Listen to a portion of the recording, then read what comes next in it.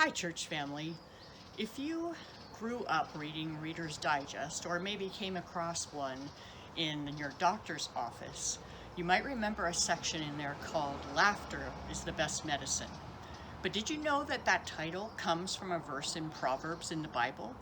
Proverbs 17:22 says, "A joyful heart is good medicine, but a broken spirit dries up the bones." I kind of like how the Message version puts that verse.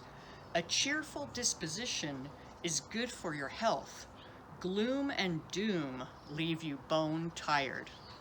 And I was in a webinar this last week where they were talking about the fact that science actually backs up this idea that a cheerful heart or laughter is good medicine. In fact, they said that even fake laughter changes our brains into a more positive attitude. So if you can't muster up real cheer, try the fake laugh, and you might find that your disposition is changing. But the Bible does talk about the fact that our attitudes affect how we experience life. And when we can have joy, when we can look even for opportunities to laugh, we will experience life in a different way than when we are focusing on the things that are gloom and doom.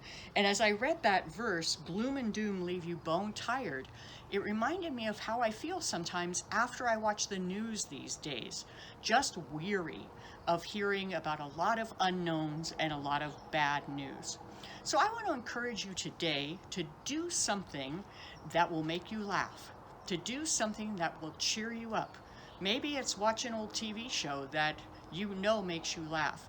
Maybe it's calling your grandkids or watching them on FaceTime, because kids are usually pretty good for a laugh. Maybe it's reading a joke book. One of my granddaughters shared this joke with me, and it kind of made me laugh, so maybe it will you. She asked me, "Grammy, what's the coolest vegetable?"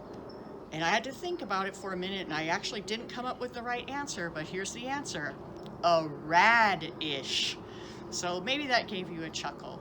But God designed laughter to elevate our spirits. God designed laughter to put our brains in a more positive position.